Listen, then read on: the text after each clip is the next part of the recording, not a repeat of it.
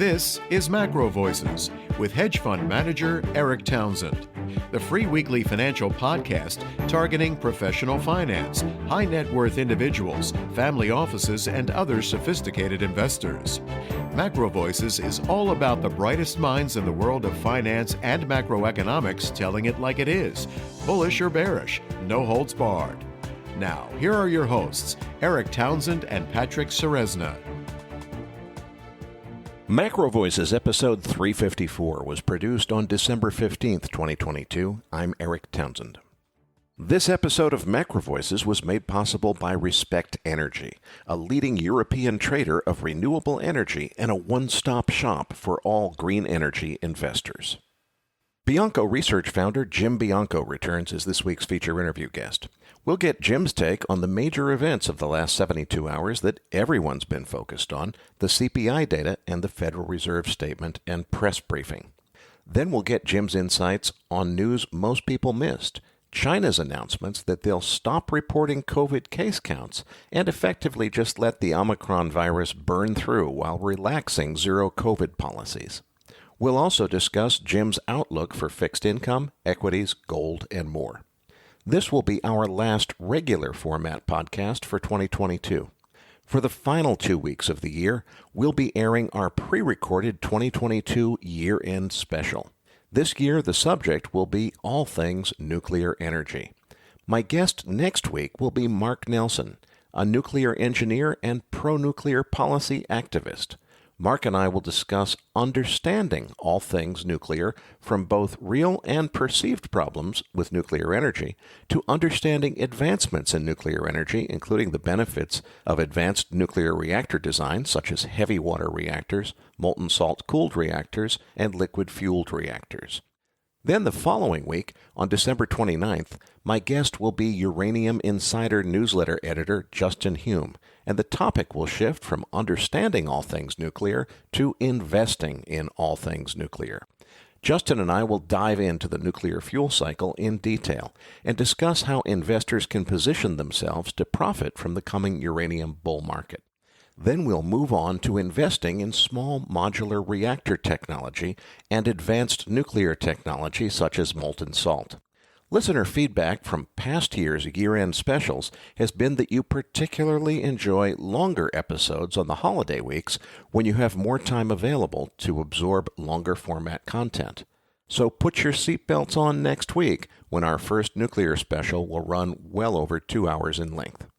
And I'm Patrick Ceresna. Listeners, be sure to stay tuned for our Postgame segment after Eric's feature interview with Jim Bianco, when Eric, Nick, and I discuss the charts on the S&P 500, NASDAQ, gold, and the oil markets. Now, Eric, before we move on to the feature interview with Jim, let's cover crude oil, starting with the EIA inventory numbers.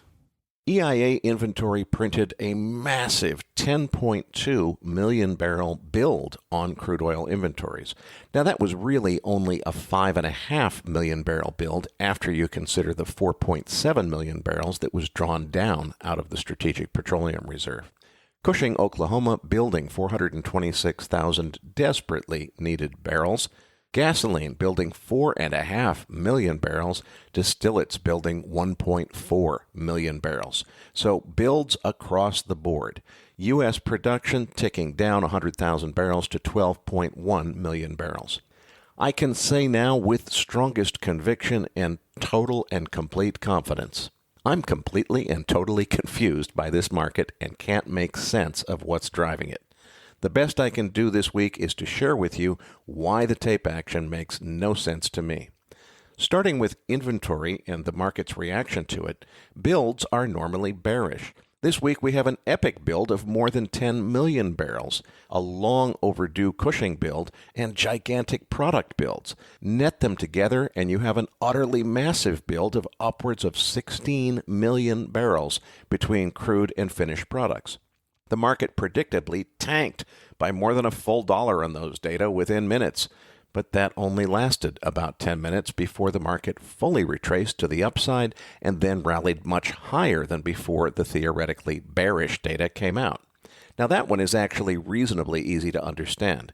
CPI and FOMC news got the rally started, and the news of China seemingly abandoning much of its zero COVID policy added fuel to the bullish fire, to the point that the market is basically ignoring inventory data completely and marching higher despite what should have been a very bearish news event.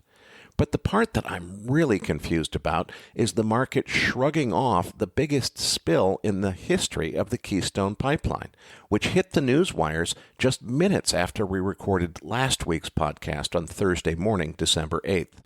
The Keystone Pipeline is the primary delivery mechanism that brings imported Canadian oil into the U.S. distribution system, and most of the oil coming out of Canada flows to Cushing, Oklahoma, the settlement location for the WTI crude oil futures contract. Past Keystone spills have resulted in panic buying, giant rises in the flat price, and blowouts in the front-of-curve WTI time spreads. When the news hit the tape last week, WTI was up nearly $3 within minutes, just as one would expect after such a big and important event. But within a couple of hours after the news came out, the market peaked, reversed, and fully retraced to the downside, and then went on to crash to an even lower low, just a hair over $70. Now, that kind of tape action would be consistent with the market realizing after those first couple of hours that maybe this spill wasn't that big of a deal, just a little spill, not as big as the earlier ones, which kept the pipeline shut down for 2 weeks or more. But this one was actually much worse. It's a major spill. The cleanup alone is expected to take at least 5 weeks, and there's still no target date for reopening the affected section of the pipeline. But even more interesting than flat price, past Keystone spills have caused the prompt WTI time spread to blow out to $3 or more of backwardation, as fears mount that there won't be enough oil in Cushing to settle the next futures contract. Keystone carries up to 590,000 barrels a day from Canada to Cushing, and it just went offline. And the time spreads barely even moved and stayed in contango. And all of this happened when we started at lower levels of Cushing inventory and therefore greater vulnerability to loss of supply than the last spread a couple of years ago that blew time spreads out to wider than $3. Just yesterday, Wednesday, TC Energy announced the restart of the unaffected portion, which will allow Canadian oil to flow to Pacoda, Illinois. But that news came out after all of the market action that I've described so far, and as of now, there's not even an estimate for how long it will take to resume service to Cushing, Oklahoma, where WTI is settled. Taken together, the first conclusion is clear. For some reason, the market just plain isn't concerned about supply or inventory. The market moving to new cycle lows in the immediate aftermath of Keystone taking 500,000 barrels per day of Canadian import oil offline completely, and then yesterday's gigantic inventory builds having virtually no effect in slowing down the rally that was already in progress, clearly teaches us that when the market is moving in either direction, up or down, inventory data or news posing dire threats to inventory levels are being completely ignored by this market. The bigger question is why the market suddenly doesn't seem to care at all about gigantic inventory-related news, both bullish and bearish, at a time when inventories are critically low. And that's where I'm at a complete loss to explain this. The next few days will be very important. The China reopening news that so many analysts, including myself and Goldman Sachs, predicted would turn this market around seems to be happening right now, as Jim Bianco will explain in more detail in the feature interview. That alone should cause time spreads to flip back into backwardation, but so far they haven't. Meanwhile, the Keystone outage should have flipped them back last week, but it didn't. The flat price has rallied up to the 21-day moving average, but it still has a long way to go to the upside before a trend reversal could be declared. In many ways, the bullish fundamentals to carry the market higher are now in place. China moving toward reopening, Keystone offline for an unspecified time, and so forth. Yet, as I'm recording this, the January to February time spread is still in contango to the tune of 7 cents. A sign that the market probably hasn't put in its final bottom yet. Bottom line, The signals are conflicting and don't make sense to me, so I'm on the sidelines. Prompt spreads in contango with Cushing at generational low inventory, just above operational minimums, and Keystone offline for an uncertain amount of time, threatening those levels further, just plain doesn't make sense to me. Well, this week's feature interview guest is Bianco Research founder Jim Bianco. Eric, why did we invite Jim back on the show this week? Well, Patrick, it's an FOMC week, and Jim is a macro heavy with a fixed income focus. He's also the guy who called the pandemic based on China case data before anybody else did. And there's new news out of China to talk about on that front. So it was time to get him back. We just had him 3 months ago, but we've got so much that's right up his alley that we thought it would be good to put him on as our last regular format show guest for the year. Well, Eric's interview with Jim Bianco is coming up as Macro Voices continues right after this message from our sponsor.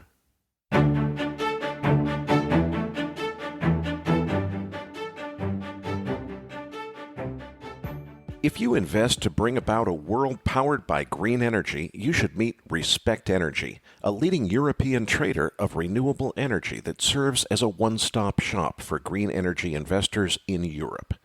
Respect Energy brings together independent power producers, accredited and institutional investors holding assets in renewables, or undertaking investments in new green energy production, such as wind and solar photovoltaic power plants.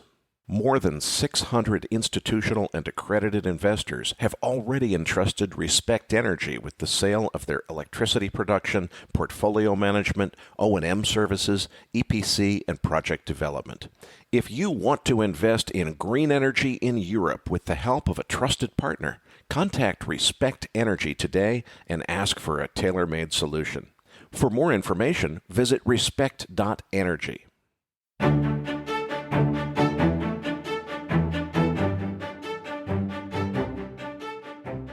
And now, with this week's special guest, here's hedge fund manager Eric Townsend. Joining me now is Bianco Research founder Jim Bianco. Jim, it's great to get you back on the program. We have quite a bit of news this week, CPI and FOMC. Let's start with CPI. Give us the update. What was the data? What does it mean? Data came in weaker than expected, and expected is the key word. And on a year-over-year basis, it was 7.1% is what the growth rate is November to November. And core CPI came in at a 6% growth rate November to November, slightly below what was expected. The market, I want to say predictably, took off on this news, but that understates the reaction that the stock market had. We can talk about this a little bit later, but we were up 3% next trade on the S&P off of CPI. We also did that a month ago off of CPI. I think those are the only two examples I could find of the market being up 3% next trade in the last couple of decades. I can find examples of it being down, but not necessarily being up like that, just to show you how focused the market is. But turning back to CPI, you could attribute most of the undershoot in expectations to two categories. Used car prices fell and gasoline prices fell. So all in all, it was a report that has everybody thinking inflation is peaked. Now, I've also argued that inflation is peaked. It actually peaked in June. And for people to say that, see, this is it, inflation is peaked, correct. But that's not as important as the next question. Is it on its way back to 2% or is it on its way back to 4%? Because either one of those is going to produce a vastly different response out of the FOMC and out of the market. 4%, the Fed's only at neutral. The hike that they did, we're recording the day of the FOMC, which we'll talk about in a second. The hike only got them back to neutral if we're going back to 4% CPI. If we go back to 2% CPI, then they are above in tightening category, and they might have some room later this year to ease. I happen to be in the camp that inflation is probably going to stop closer to 4% than it is to 2%. So yes, it's peaked. Yes, that's been obvious even before the CPI report this week. But again, it's really all about how far down is it going to go, not is it going down. It seems to me that I think of waves on the ocean. There's little waves on top of big waves. And it seems to me there's two components here, Jim. There is a transitory inflation effect that has everything to do with the pandemic. And everybody seems to agree that that's an effect that is pandemic driven. There may or may not also be a larger wave underneath that surface wave, which would be a new secular inflation trend. And it seems like not too many people agree with me that there probably is an underlying bigger wave. It sounds like from what you're saying, I guess what I'd like to clarify is when you say we're headed back to 4%, does that mean you think this is transitory effects of the pandemic, but it's just not done yet? Or is it because you see what I see, which is maybe there's a bigger wave, the small wave, which is transitory effects, is peaked, but that small wave is still sitting on top of a bigger wave, which maybe hasn't peaked yet? No, I think you put it well. And, I'm going to restate a little bit of what you said. Yes.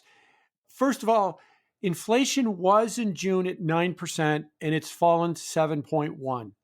It better have peaked, because if you're going to tell me, no, the inflation rate's going to be between 7 and 9 for the next year and a half, stocks might be as much as 50% too high. And we'll rerun 2008, if not worse, if that's where they're going to stay. Now, I don't think they're going to stay. They're going to come back down. So why did it get to 9% and why is it deflating? You're right. There was some stresses with reopening of the economy, supply chain constraints, excess savings, which was pushing demand because of all the fiscal stimulus in 20 and 21. They got you to 9%. That's coming out of the system. But when you settle it out, I do think that structurally in the post-pandemic era, we're going to probably settle out at a higher level than we did before. The old level was 2. I think the higher level is going to be closer to 4. Yeah, maybe it's 3.5 or so, but my main takeaway is significantly above 2. Why? Secular forces that have taken place post-pandemic. I've referred to them as the end of cheap labor, cheap goods, and cheap energy. Cheap labor, we still got sub 4% inflation. We've still got wage growth. We've still got labor hoarding by companies. It's hard to find workers. A statistic Jay Powell likes to cite is there's 6 million unemployed people. There's 10 million open jobs in the United States. That's a 1.7 times open jobs to unemployed. We've never seen it this high before. So, the worker is in the driver's seat. The worker can make demands like, I want to work from home a couple of days a week. I want a bigger raise. And if you don't give it to me, I'll quit and I'll go find another job that gives it to me. So end of cheap labor, end of cheap goods. Look, I think we're at peak globalization. The week we're recording, the Biden administration has already come out and sanctioned another 30 Chinese companies, tech companies, because of the ongoing tensions with them. We'll talk about zero COVID and all of the problems there. But the idea that offshoring your production is going to produce cheap goods, I think is in the rearview mirror as well. And cheap energy, that's all about Russia. Russia's the biggest energy producer. Saudi Arabia might be the biggest crude oil producer, but when you add in natural gas and everything else, I think Russia's the biggest energy producer. They've shut down Nord Stream. There's a lot of stress with Russia. They're not going to become a cheap energy producer again anytime soon. Again, the week we're recording, the Biden administration is thinking about sending Patriot missile batteries to the Ukraine, and Russia has already announced, well, if they're going to do that, we're going to have to take them out. Doesn't sound like we're anywhere close to, having a kumbaya moment with Putin and reopening up the natural gas spigots to Europe. So the cheap energy era is over. Yes, these can be replaced. We can find a new source of cheap energy, a different source of cheap labor, or some other globalization 2.0. But that will require a lot of infrastructure spending, as in trillions of dollars, in many, many years to restructure a global economy for that type of environment. And that means along the way, higher frictions, higher inflation, higher costs. CPI was Tuesday's news. Wednesday afternoon, just a couple of hours before we're recording, now late on Wednesday afternoon, the FOMC met. They raised their benchmark Fed funds rate by another 50 basis points. Now, the last time they raised it this high was 2007. Nothing bad happened after that, Jim. So what does this mean? It's interesting because there seems to be two narratives out there. There's the Fed's narrative and the market's narrative. The Fed's narrative, and to be clear for most people, if you were to put the Fed in one of those hawk dove meters, who's the most dovish person, who's the most hawkish person, I would say to you that the most dovish person might be Vice Chairman Lael Brainerd. And the most hawkish person might be Chairman Jay Powell. Now, this is unusual because usually the vice chairman and the chairman are somewhere in the middle, but they kind of occupy the extremes. And there's a lot of tension at the Fed. Wall Street Journal, Nick Timmeros wrote about it this week, that there's not a lot of disagreement within that room about what policy should be. And I point that out to remind everybody, the Fed's a benevolent dictator. The Fed chairman gets what the Fed chairman wants. And the Fed chairman is hawkish. And he wants more rate hikes. He wants to stick at the terminal rate a lot longer than people think.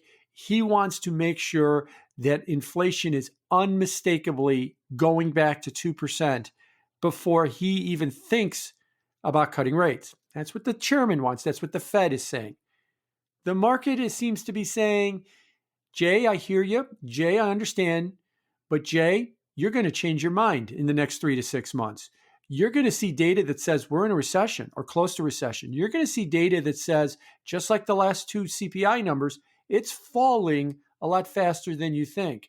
So Jay, you may say that now in mid-December, but wait till the spring, Jay. You're going to see data that's going to make you think like us. It's time to start cutting rates. It's time to start ending this rate campaign. And it's time for the markets to embrace and celebrate that we have cheap money returning. Jim, let's talk a little bit more about the terminal rate, where they eventually stop hiking rates. As you just described, it's really not, I think, just Jay Powell, because if you look at the dot plot, all of the participants seem to, I don't know about Lael Brainerd, but most of the participants in the FOMC seem to think that the terminal rate is going to be higher and farther out than the market thinks. And the market's not buying the story. So who do you think is going to be right? Is the market being complacent, or is the Fed being unrealistic? If you had to bet on who wins that tug of war that you just described, where the market doesn't believe the Fed, do you think that Jay Powell is going to stick to his guns and say, no, I meant what I said? We're really going to keep on raising until we get to 2% inflation? Or do you think the market will be proven right and that Jay Powell's bluff will be called, so to speak, and he'll have to reverse course? Well, let's put some parameters on it, because I don't think that the market and Jay are quite as far apart. Yes, the terminal rate, for those that are not familiar with the term, that means the highest rate where the Fed stops raising rates. The market expects that rate to be somewhere between 4.75 and 5% around June. That's where the market is. The Fed had as its year-end target for the funds rate, because they put out a dot plot, where do you think the funds rate's going to be in 2023? Of 5.1. So that means 5 to 5.25 as opposed to 4.75 to 5. So there's a difference in the market there between of 25 basis points. Of course, the dot plot is where do you think we're going to be at the end of the year? So the Fed is saying we're going to be at 5.10 at the end of the year. But in 2024, the Fed dot plot has it at 4.1. So they will be cutting rates in 24 by 100 basis points. So where the market is Jay, you're going to go to 5-ish. Maybe it's 4.75, 5, maybe it's 5.25, but let's call it 5-ish. And then the market thinks before the end of this year, you'll be cutting rates. The Fed is saying with their dots, no, those rate cuts will come next year, or next year being 2024. And so really there's just a quibble about timing here, but the broad contours are correct. Now, who's going to be correct? I'll point out to you that largely this year, the Fed has been a giant bully. It has been raising rates by 50, by 75, by 75, by 75, by 50 again. And all year, the market has been saying, Fed's got to stop, Fed's got to pivot, Fed's got to pause. These are the words that we've been using. And the Fed hasn't. Now, the big reason the Fed hasn't, 2 reasons. One, inflation has stayed up. It's still 7%. It's still unacceptably high, even though it's coming down. And 2, there has not been any serious signs of a recession yet, other than housing. And housing is very interest sensitive. You haven't seen any real weakness In labor, we still produce well over 200,000, 250,000 jobs a month, according to the payroll report. We still have well under 4% on the unemployment rate. Initial claims are down as well, too. So there's very little signs that the economy has produced a recession. Now, what would get the Fed to buckle would probably be if you were to see zero job growth, negative job growth, serious signs outside of housing that you have a recession. If you did that, then you could apply, the Lael Brainards could apply pressure to the Fed or to the chairman and say, Jay, you can't keep throwing people out of work. To date, that hasn't been happening.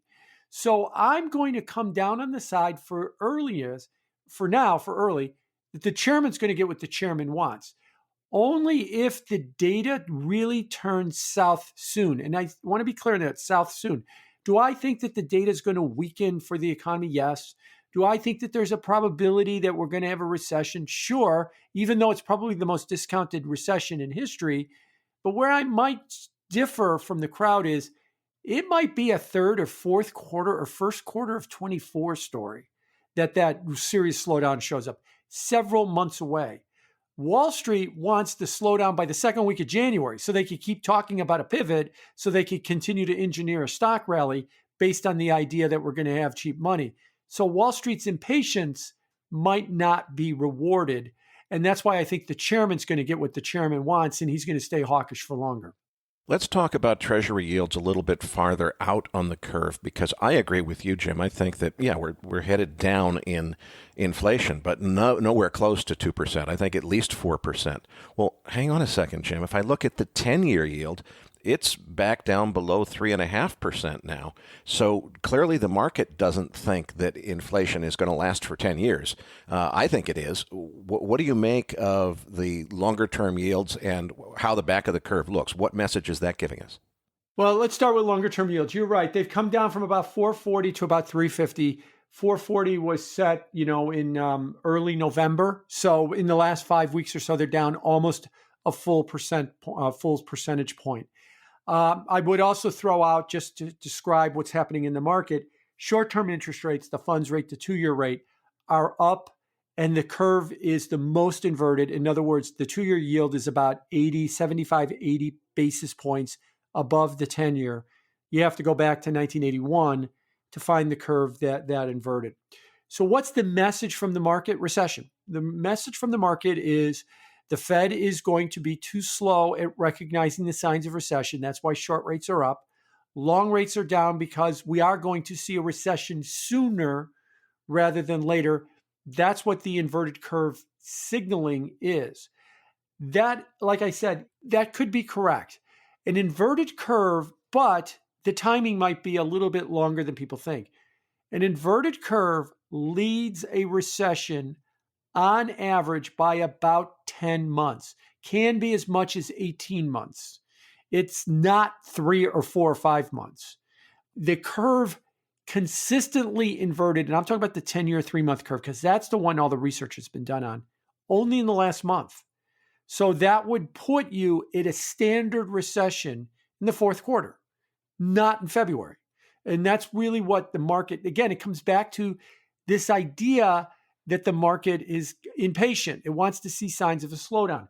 That's where I think you're seeing with the 10-year and with the inversion of the curve. Now, technically, if you backed up your charts and looked at the charts all the way back to January, has the market broken down from its major uptrend? I don't think it has. I'm not so sure 440 was the high yield for the cycle that was set in early November. If you go back and you look at June to August, we saw an even bigger drop of about 150 basis points on yields before they turned around and they made a new high. So I wouldn't be surprised if this is just a standard correction within a larger uptrend. And by the first half of the year, say spring, summer, we're back towards that 4.5%, if not slightly higher on the funds rate. One other thing about that too, let's assume that the Fed follows through, raises rates to somewhere at around 5%, 5 to 5.25, 4.75 to 5. The 2-year note yield, I'm going to diverge this for a second to the short end. The 2-year note yield was started trading in 1976. Every rate hike cycle, the high in the 2-year yield is above the eventual terminal rate. Now, the 2-year yield hit 471. If we're going to go to 475 to 5 or 5 to 5.25, this would be the first rate hike cycle that the 2-year yield ended below the terminal rate. So I do think that the 2-year yield's high is still ahead of us as well. That could be off near 5.5. I don't think the yield curve is going to go minus 150 basis points. If it stays at minus 100, I'm talking about a scenario here where we're looking at 550 on the 2-year note, 450 on the 10-year note, somewhere in the spring or summer. I know I'm giving specific targets, and I always know when I give specific targets, that's usually what doesn't happen. But conceptually is what I want people to think about what I'm saying, not literally, so that both rates are going to go higher, and we're not done, especially if the terminal rate is still ahead of us and it's much higher than we've seen so far.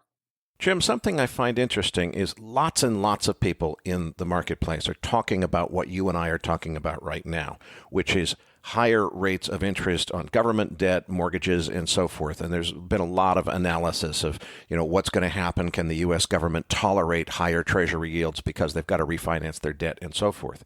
What I don't see discussed anywhere really is an analysis of the high yield debt, the companies that have to finance at fairly high interest rates. They, in many cases, similar to the federal government, have shorter duration debt that risks having to be refinanced at much higher rates as they roll that debt over. And it seems to me like there's potentially a domino effect there where if they can't afford to roll their debt forward, those companies are at risk. You get downgrade risks of companies that are above junk getting downgraded to junk. Is there a story there? Is there an investment play there? How should I think about the high yield market? Yeah, there's two stories there. The first one is the moral hazard story. And in the moral hazard story, most people are more familiar with this story in the equity market. And that is basically, I can't believe the Fed's raising rates so much. I can't believe the Fed is hostile to the stock market. I like to joke, Eric, that the investment strategy from 2010 to 2021 was you bought the S&P 500 index fund, and then you whine to the Fed, Jay, you got to do more work to get the stock market up because I'm not making enough money to buy a new Tesla here. So come on, keep going, Jay. Cut rates, do more QE because my spiders aren't rallying enough. That was the moral hazard. Well, the moral hazard in the bond market, especially in the high yield market, was born out of 2020. In 2020, when the Fed stepped in with its emergency programs, it started purchasing high yield debt and high yield ETFs. Bob Michael, who's the chief fixed income strategist at JP Morgan, summed it up best. I'm buying high yield, he said, in the spring, early summer of 2020. What are you, crazy, Bob? These spreads are wide. We're going into a terrible recession. And his answer was very simple. I'm co-investing with the Fed. If the guy with the printing press is going to make sure that those yields are not going to go back wider, I'm not going to fight him. And he was right. That lingers in the high yield market today, I believe. So when people ask, why are spreads so tight in the high yield market? Because at the end of the day, if things get ugly, the Fed has already set the precedent in 2020. They will print money and they will make sure that those spreads stop widening. Why? Because they did 2 years ago. And so that's why I think spreads are so much tighter than it is now. And it's enabling a lot of zombie companies to stay zombie companies. Instead of dying off because they can't get financing, they're still existing. Now, I've said that it's not as easy as it was a year ago, but it's not as difficult as it could be. And if I'm correct in what I said earlier, that the downturn in the economy, while I agree with the consensus, it may happen, but it's way off there. Later this year in the 24, you could see high yield run into trouble at that point, especially if the market starts realizing, and this is a possibility, look, we got a downturn, but we also have inflation. Tough on the downturn here. We got to do something about inflation. And then he's not going to turn around and be your co-investor in the high yield market. So to one extent, if the question is why are spreads so tight relative to everything we've seen, It is the moral hazard that we saw from 2020 right now, but we haven't seen the downturn yet. And if that really comes in the second half of the year, then I think we could see high yield run into trouble. One last thing about high yield. If all of the major capital markets, it is the most subject to boom and bust. High yield only knows one thing: overdo it. It overdoes it on the tightening. It overdoes it on the widening. It swings too wildly from one extreme to another extreme. So maybe it's at one extreme now, and that will be offset by a future extreme in the other direction. Jim, I wanted to start with fixed income because that's your specialty, but I'm sure a lot of our listeners want to know, okay, what does all of this talk mean for the stock market? That's going to be interesting to answer because I'm going to answer it this way. The stock market, if you look at forward PE ratios, and that is what is the estimate on Wall Street of 12-month earnings divided by the price, it's 18.5 on the S&P. If you look at it for 2 years out or 3 years out, yes, Wall Street does have estimates of those, it's 15 and 17. These are not cheap numbers. This is not a cheap market by any stretch of the imagination. Now, it might not be the upper 20s, which we saw in late 2020 and in 2000, but it's certainly not 10 or 11 on the forward PEs like we've seen at the bottom of previous recessions. And so what people have to understand is, what is the justification for buying 18 multiples on the stock market ahead of a perceived recession? And the answer is they're discounting an interest rate. They're discounting a 3.5% to 4% funds rate in 2024. The market, people talk about the market pricing in 5% on the terminal rate. I'd actually argue it isn't. What it's pricing is, yeah, Jay's going to go to the terminal rate because he has to, because he said so, but then he's going to turn around and he's going to start cutting rates at the first sign of weakness, and eventually we'll get back to 4 to 3, 3.5 by early 24. The Fed's already told us they think they're going to be at 4.1 in 24. So we're just arguing a little bit about timing here, not about direction. And so let's price in 3.5 to 4 on the stock market. That's why I think you see such lofty valuations, lofty relative to ahead of a recession. We're buying 18 PEs, and a recession that's being largely discounted, we're paying 15 PE for 3-year out earnings, which, by the way, can be wildly off on those estimates anyway. Usually they're way too high. And so I think the answer is because we're anticipating the Fed's going to come off and lower rates. I've argued that the stock market is a liquidity junkie. It wants, first and foremost, cheap money, and it wants an abundance of cheap money. And we're in a perverse situation in the stock market. As I pointed out, a recession is the most discounted it's been in 50 years, according to the Philadelphia Fed survey. Unemployment rates are expected to rise dramatically in 2023. Bloomberg has surveyed stock strategists on Wall Street since 1999 for 24 years. This is the first year the average stock strategist on Wall Street has a decline in the stock market. They didn't in 2000. They didn't in the weeks after 9/11 in 2001. They didn't in 2008. They didn't in 2009. They didn't even project a decline in the stock market for 2021 after COVID. They are now. Why all this gloom and doom? You usually get fired on Wall Street for being this gloomy and doomy, because that's the bull story. The bull story is you're going to pick companies that have good earnings, good management, good products, and then you're going to hope they get blown completely to hell. They have terrible earnings. They have to fire people. They have to cut back, because then the Fed's going to pivot and your stock's going to go to the moon. God forbid you buy good companies and those good companies produce earnings and have to hire people. And oh man, if they have to have such demand, they got to raise prices. Katie barred the door on what's going to happen to the stock market in 2023. Now, obviously, I'm saying this sarcastically to get my point across. This is the upside down world we're in right now when it comes to the stock market. We need things to go bad to get a good return. If things go good, we're going to get a bad return.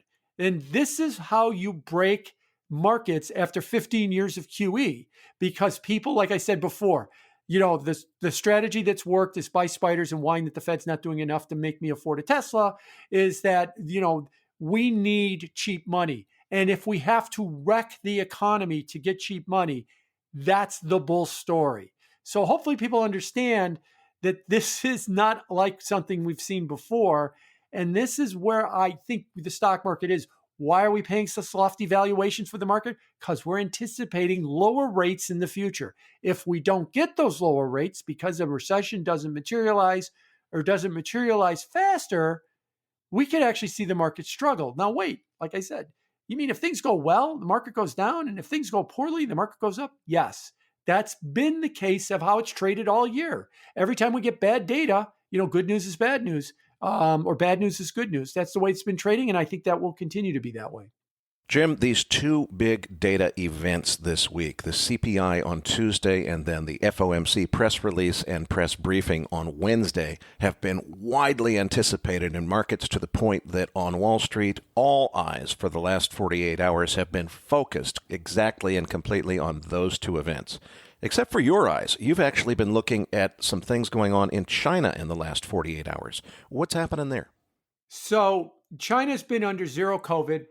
And what happened was they started to get some real pushback from the population about zero COVID. It began at the iPhone factory at Foxconn, where they had some protests. And I might add that 40 people were injured in protests on the factory floor. And as far as my knowledge goes, Tim Cook hasn't said anything about that, where they make the iPhones. And then it led to there was a fire. Now, people, let me paint a quick visual for people. Most people in China live in apartments. And most of these apartments, they don't have these grand foyers with marble, entrances and velvet couches in them and stuff. Their front door is usually a steel door that looks like the side door where you throw out the trash in a Western apartment. If anybody in that apartment tests positive, that steel door is literally welded shut and everybody is stuck in that apartment. And the government promises that they'll send you food and medicine. And usually they don't. And if they don't, you're on a diet. Tough. There was a fire in one of those apartments. And the people were caught in the apartment building, were literally banging on the front door to get out. And they couldn't because the door was welded shut because of zero COVID. And about 10 to 12 people died in the fire. And that sparked a big protest. But the protest wasn't just, please end zero COVID. The protest was that the protesters held up white blank pieces of paper called the White Paper Revolution. And they were basically protesting about censorship by the government. By holding up a white piece of paper, we're not allowed to say anything, and that tells you what you need to know. So these people are not protesting that, please, Mr. Xi, please end zero COVID so I could go back to working at the iPhone factory for 14 hours a day and maybe you could give me an extra cup of rice if I promise to be a good little worker. No, they want a democratic change. Well, the government heard that and the government reversed the zero COVID policies, I think in the short term, in order to call off the revolution that seemed to be brewing. For the moment, it seems to have calmed people down. But they've almost gone too far in the other direction. The day we're recording, December 14th, they announced that zero COVID's done. There's going to be no more reporting about COVID out of China. They used to give daily reporting. Number of people died, how many people have positive tests, how many are asymptomatic versus symptomatic. No, we don't need to do any of that anymore because zero COVID is over. But at the same time, anecdotal evidence is very strong that they don't have herd immunity in China. They're not close to herd immunity in China because they've been locked down for 3 years. And COVID is ripping through the population. The hospitals are overrun. People are getting sick. There was a story Tuesday, the day before we're recording, that trading in the yuan, their currency, was the lowest since April. And the reason cited was so many currency traders were out sick that absenteeism is nearly 50% at the dealing houses, that's why volume is down in the currency market, that there physically isn't enough people there to do the trading that they need to do. This is going to create all kind of havoc in China. For 3 years, they were told by the propaganda in China, this is the Black Death. We need to lock you and weld you in your apartment because it's that dangerous. And now they're all of a sudden going to say, after 3 years of this, it's just the flu. Come on out and enjoy yourself. And you could go back. Well, if you're going to unweld the front door, am I going to walk out the front door? Sure. Am I going to go back to mass gatherings of people and think about one mass gathering of people is work? Am I going to go back to work as quickly because it is ripping through the population right now? And maybe they'll get to herd immunity in 6 months or 9 months, but it's going to be chaotic and it's going to be messy. Now, I'll give people one metric they can look at. This is available online. It is available on a Bloomberg. China still reports daily usage of their subway systems in Beijing, Shanghai, and the like, the China metro usage. Normally in Beijing, the subway in China will get about 8 to 10 million riders a day, about the size of New York City in terms of the ridership. They're down at around 1.5 to 2. And in the last week or so, as they've been lifting COVID restrictions, it hasn't really been rising that much at all. Now, maybe I'm early, check back in 2 or 3 weeks, but I think that's going to tell the tale of the tape is after 3 years of telling people that this is the Black Death, are we just going to say, okay, now it's Tuesday and now it's just the flu, you can leave? And, okay, fine. Now it's just the flu. I'll just go back and continue my life. And we'll have to see whether or not they do. But either way, this reopening of the economy is going to be chaotic. It's going to be messy. It's going to be unpredictable. And let's remember that the protesters were not asking for the end of zero COVID. They were asking for democracy change. And such a messy, chaotic opening could foster more people saying, this kind of way that the government is running things is not right. And maybe we need a change. And so I don't think the last chapter of this book about zero COVID and lifting zero COVID and reopening has been written. I know Wall Street wants to think that's it. Everybody's going to shut up. They're going to get their free extra rice and they're going to go back and make iPhones and make all kind of other stuff. And they're going to ship us stuff in abundance. And that's going to end inflation here. So Jay could cut rates and the stock market could go to 5,000. I know that's the story Wall Street wants. I'm just not so sure it's going to get it. Jim, tell me a little bit more about what was announced today, because on one hand, it seems like the white paper revolution was all about the Chinese people demanding more transparency, more honesty from the government. But I think part of what they announced is that they're going to stop reporting the number of COVID cases. So we don't know how many people are getting sick. Is that right? And it seems like that's just going to infuriate the people, if I'm understanding the reason they were protesting correctly. No, you're absolutely right. The white paper revolution was we want more transparency, we want more accountability. Now the government is saying, okay, you're going to get less of it. You're going to get less of it, but we're not going to weld your doors shut and you can go out and you're going to be happy.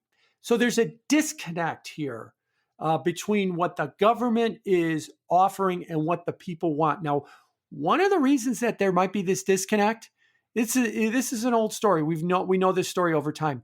Xi was elected for his third term. Effectively, he's going to be leading China for life. What he has also done, if you remember the National Party Congress in late October, it's like a movie, like right out of The Sopranos, where Xi Jinping was basically escorted out of the room at the same time, is he's purged everybody that would be a dissenter. So Xi is basically like every other strongman who's elected for life, or not even elected, appointed themselves for life.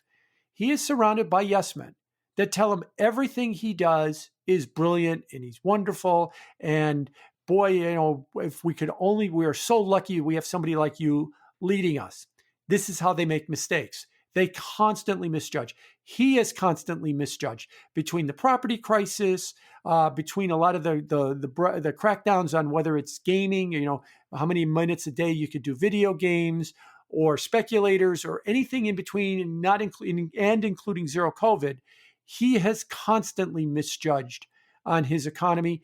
And it seems like what he's doing now with let's just abolish the transparency on COVID is going to inflame them, especially when they see that their grandparents and their parents and their sick aunts and uncles are basically in overrun hospitals that cannot get proper medical attention because COVID is ripping through a country that never achieved herd immunity like most of us have in the West, is only going to further infuriate, I think, a public that's willing to stand up to them in the first place.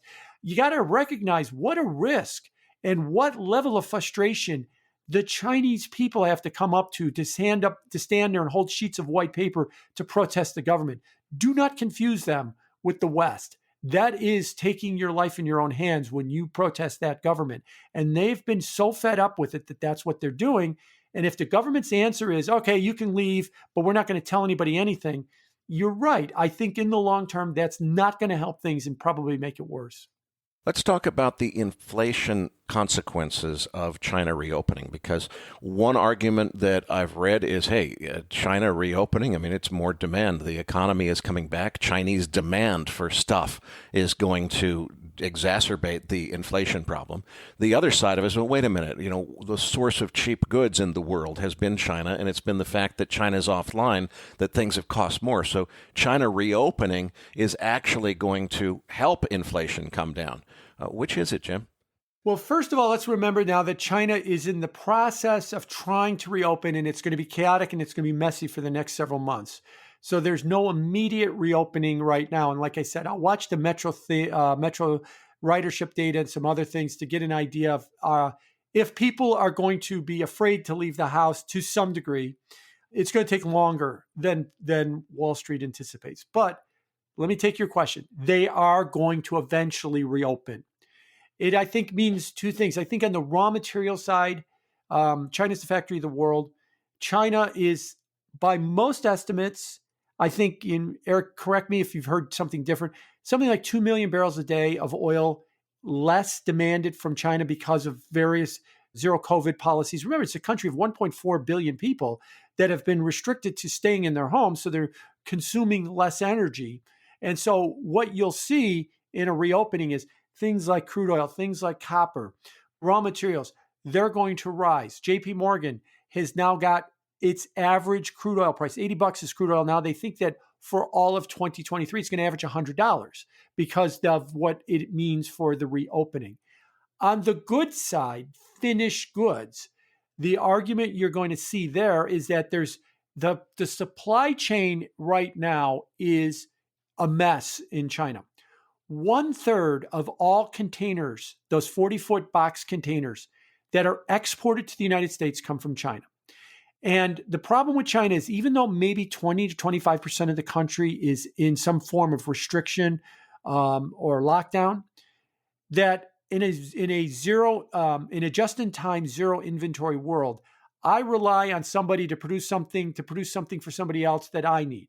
And if somewhere along the line, one of those pieces in the chain is in lockdown, the whole chain stops. So even if just 20% of the country's locked down, effectively 100% of the country's disrupted because of it. And so once you get past that and you get the supply chain operating properly again, you could see a ramping up of goods. Wall Street, I think, misjudges a statistic. They look at the shipping rates out of China. What does it cost to send a 40-foot container box from China to the United States? The beginning of the year, it was about $15,000 a box, roughly.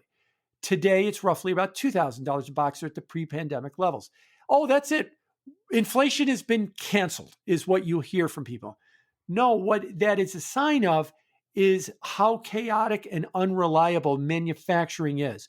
They can't produce stuff. And the World Trade Organization does actually do a trade production measure that is showing that production out of China is down and down a lot because of these chaotic processes that zero COVID and other things have fostered on their economy. And so the reason that shipping rates are down is that these big ships that take containers are not just going to float off the coast of China waiting for something. They're going to cut their rates to get a cargo now. And so it's a sign of that weakness.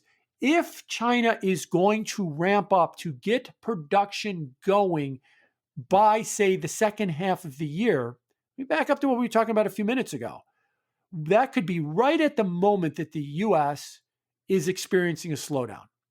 And all of a sudden, we're ready to go. We're ready to start making stuff just like it's 2019. And then their U.S. suppliers are going to say, we don't need it because we got a slowdown right now.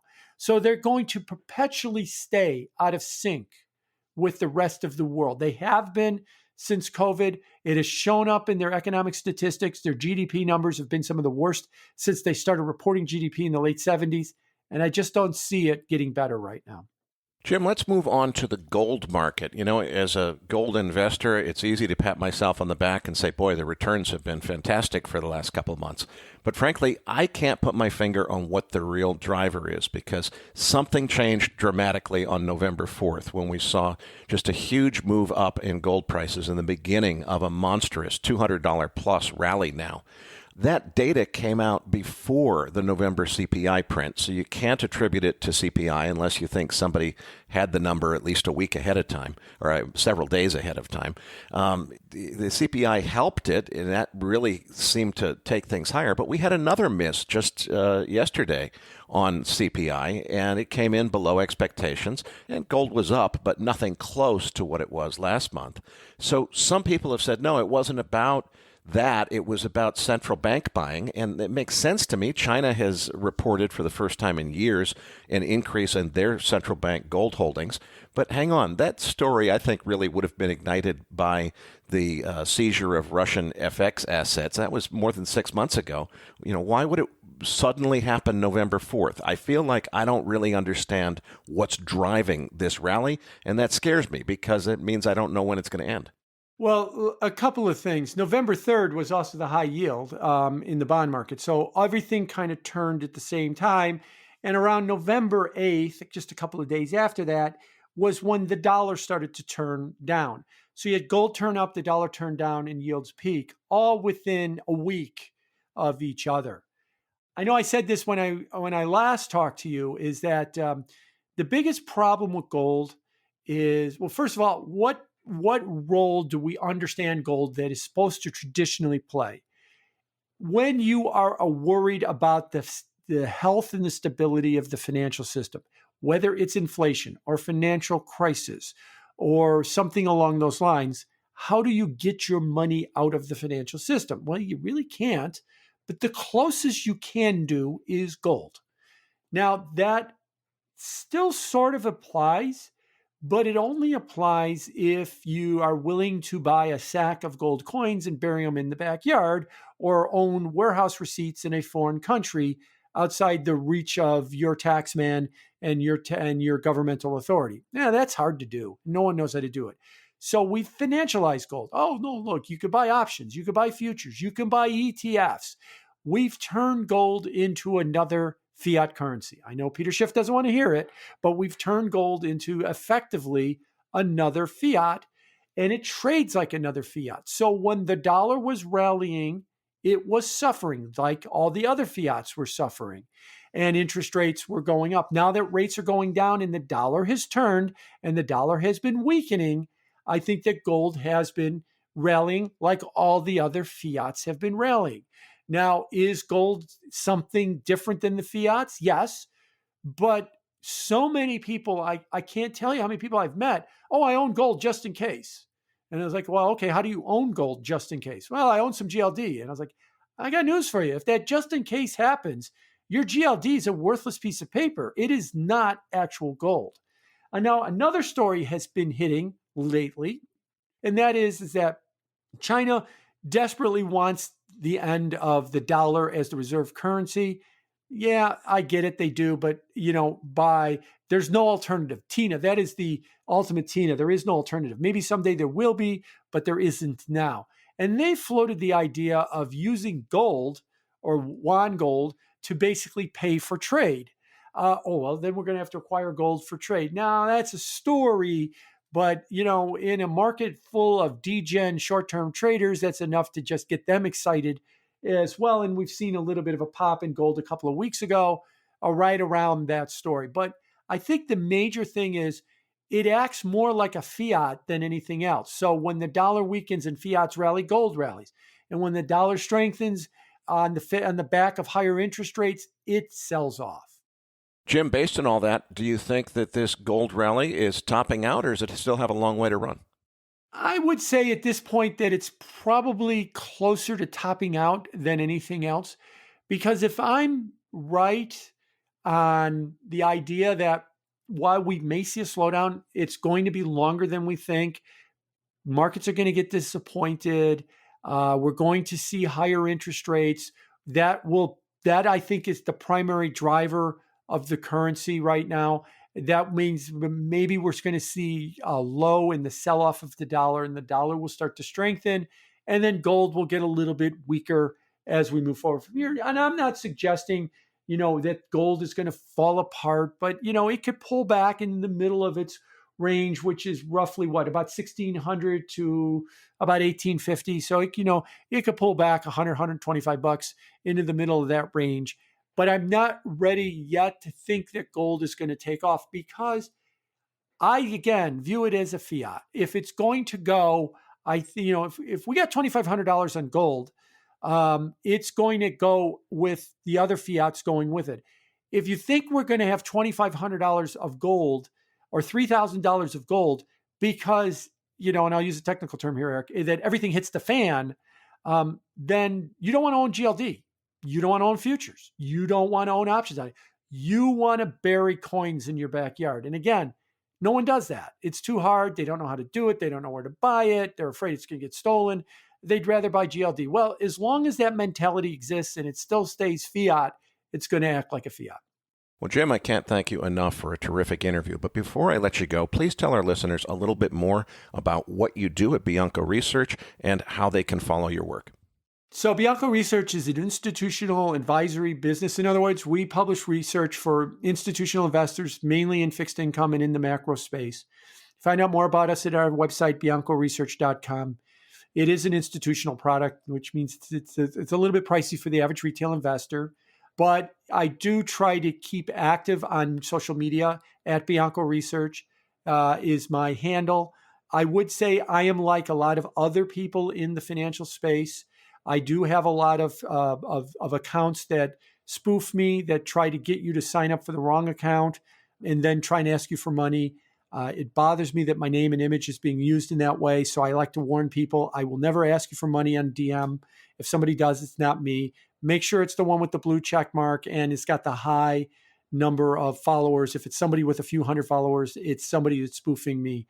I can't tell you how upsetting it is when you hear that people are being taken by something like that. You can also find me on LinkedIn too at Jim Bianco.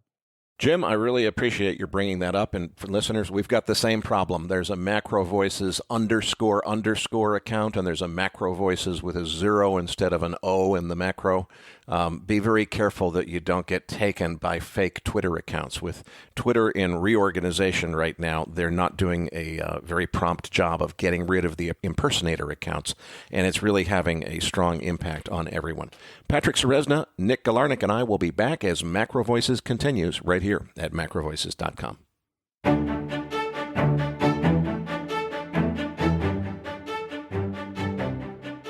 Now, back to your hosts, Eric Townsend and Patrick Ceresna.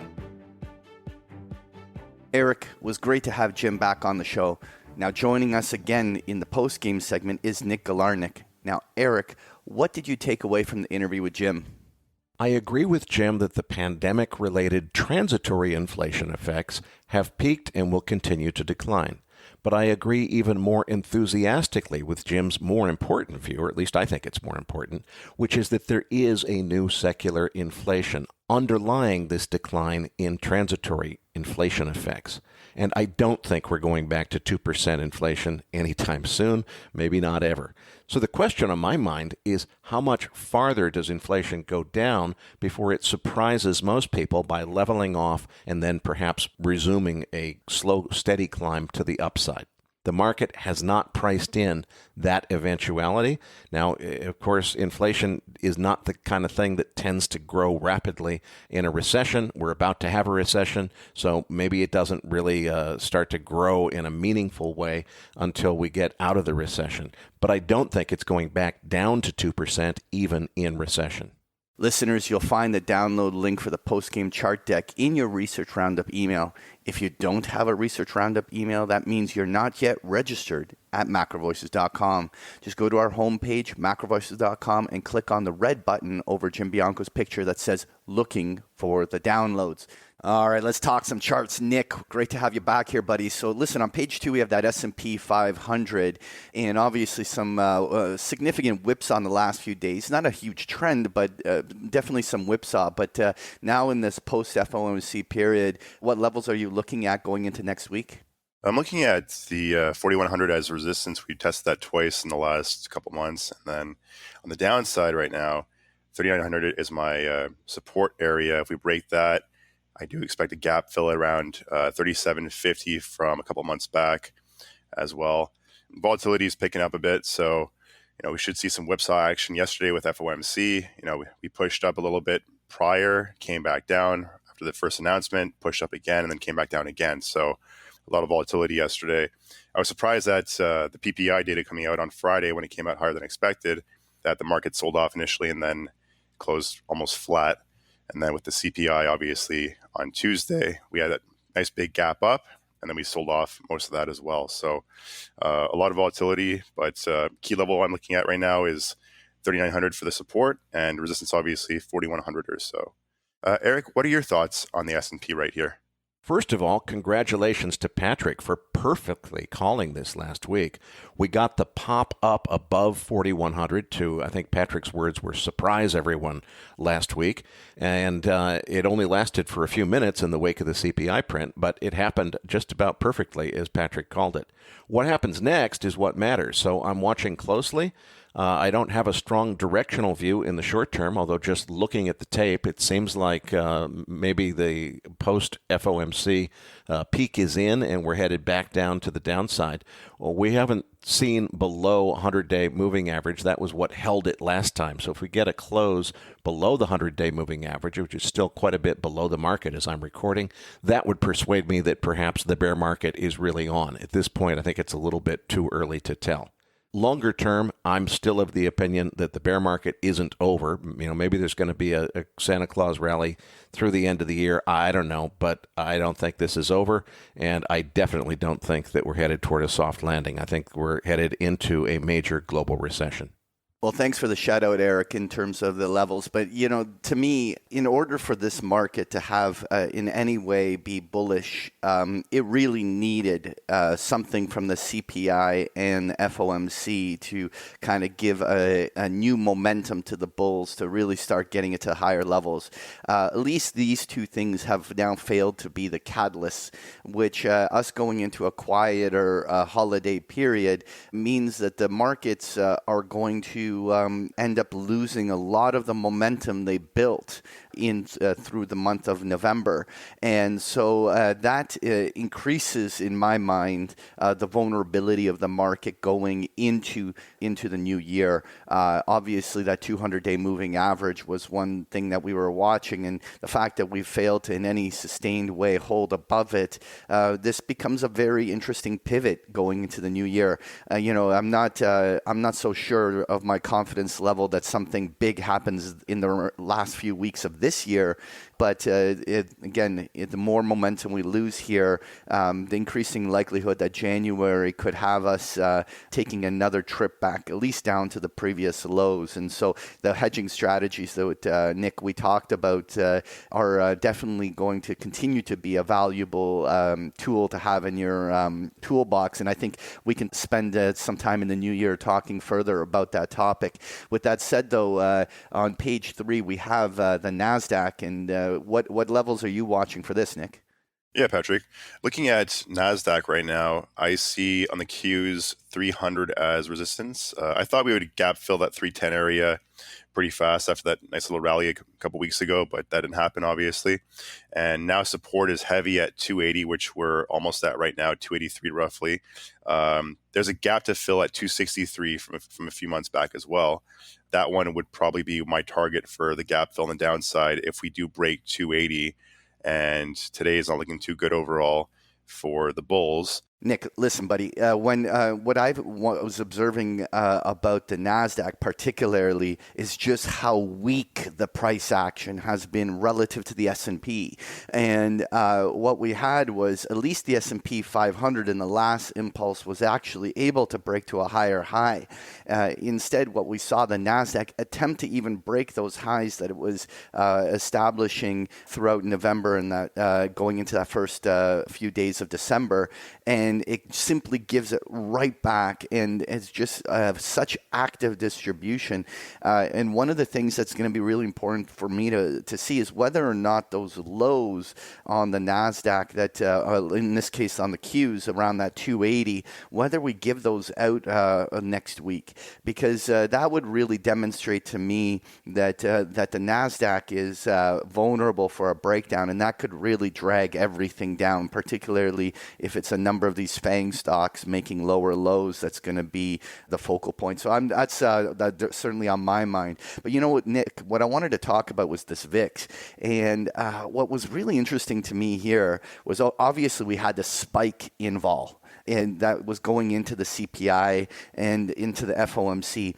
And it's interesting that while the market's been weakening, the VIX is completely backed off down to the 21 handle. And what I find that interesting about that, at least from my perspective, is that now that previous high near 25 is actually going to be important, because if the market is going to go into any sustained new sell cycle, we should see sustained higher volatility, particularly north of 25. And that becomes, therefore, sort of, to me anyway, a canary in the coal mine. Will volatility start to trend higher from these levels or not? What's your thoughts on the VIX and where it's going? Looking at the VIX, like as you said, right, that spike up to 26, I thought we'd get a continuation move to 30 or so on a further pullback. Very surprising to see it pull right back. But you got to remember that this week is quad witching, right? So Friday we have expiration for 4 different main assets, and right now support is around 20 again. So I do expect us to pick up that VIX past this Friday. And if looking at the VIX options as well, right now, yesterday the put to call volume was 0.02, meaning that there's roughly 50 contracts being bought per on the call side per put being bought, right? So heavy call buying on the VIX, which is obviously kind of bearish going forward.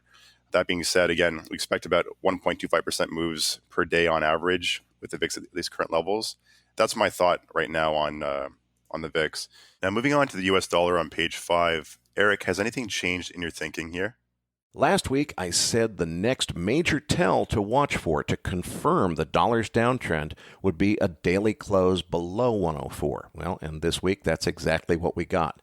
So far, we've only traded a little bit below 104, so the possibility of a fake breakdown is still there. As I'm recording this on Thursday morning, we are back above 104, but only a little bit above it.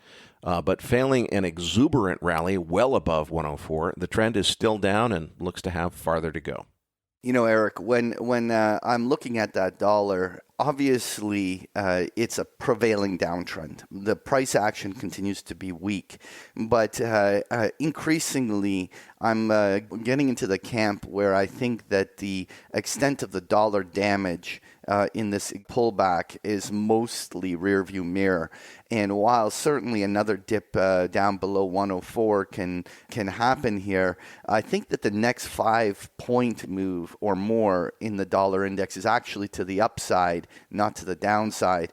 And so while we haven't seen a decisive shift in trend, I'm certainly going to be entertaining the idea of watching for reversal patterns and things that might indicate that we're going to have a counter trend dollar move. And that's certainly that going to be my focal point going into next week. On page 6, though, I wanted to just quickly comment on crude oil here. I know, Eric, you had that commentary at the start of the show, but what I wanted to highlight here was we obviously had a very ugly downtrend that saw us hit that 70 handle on that January oil contract. and we finally got a bounce, a little bit of tailwind from a China reopening story. But we're getting now to some very interesting levels, around the $77, $78 level where we're trading. It's where those September lows came in, and it's going to be a really important stress moment. What we've seen with crude is every time these kind of 3-4 day rallies occur that are in the $5 to $8 range, they have always been faded, and the distribution almost immediately kicks in after these kind of bounces. And so this is a moment of truth here. Are we going to see crude oil resume this trend of lower highs and lower lows and rolling over, or will we finally see some signs that the bulls are back? And that to me would be a break of crude oil north of this $80 area and then not make lower lows. And that's certainly going to be what I'm going to be watching anyway on crude. Let's move on to gold on page 7. Eric, what are your thoughts here? Jim Bianco made an excellent point that the peak in Treasury yields perfectly coincides with the start of this rally. So if this is mostly about yields, I guess that means how much farther gold has to run to the upside is probably a function of how much farther yields have to run to the downside. And that remains an open question. Meanwhile, gold is down sharply overnight, trading as low as $50 in the Wednesday to Thursday overnight session, below its high that was put in just after the CPI data came out. So it's going to be interesting to see what happens next. Eric, on gold, I've been relatively bullish for the last couple months, and I've been looking for some follow-through. And even silver has actually been behaving better. But the fact is gold's getting a little bit heavy here, and I continue to view it as a cross currency to the U.S. dollar. Jim talked about that during the interview, and it really does echo my view. So really, because generally I think that the dollar is so oversold and ready to go the other way, I have to be in the camp that that gold at minimum on the short to intermediate time frame has room to give some of those gains back. Now, overall, on the big picture, I actually remain quite bullish gold, but it just may not be the right time in the cycle for gold to start an epic new bull run. It might be later in 2023 where we see that. And so while it was a great run on the upside on gold here, I'm far more short-term neutral, and I think that's the way that I'm going to be approaching it here. Folks, if you enjoy Patrick's chart decks, you can get them every single day of the week with a free trial of Big Picture Trading. The details are on the last pages of the slide deck, or just go to bigpicturetrading.com. That's a wrap for our regular show format in 2022. I hope you'll all enjoy our pre-recorded holiday special on nuclear energy, which will feature nuclear engineer Mark Nelson next week on December 22nd, and Uranium Insider newsletter editor Justin Hune on December 29th. There will be no crude oil report or postgame segment in the holiday special episodes, and we'll be back with our regular format again on January 5th. Happy holidays, everyone. See you next year. This episode of MacroVoices was made possible by Respect Energy, a leading European trader of renewable energy and a one-stop shop for all green energy investors. Patrick, tell them what they can expect to find in this week's Research Roundup. Well, in this week's Research Roundup, you're going to find the transcript for today's interview, as well as a link to the chart book, which is discussed in the postgame, and a link to a number of articles that we found really interesting. So you'll find this and so much more in this week's Research Roundup. Well, that does it for this week's episode.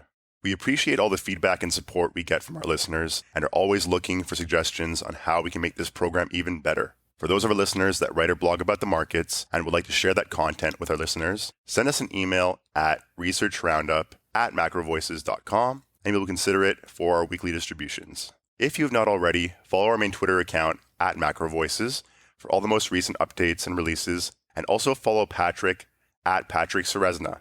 On behalf of Eric Townsend, Patrick Ceresna, and myself, thank you for listening, and see you all next year.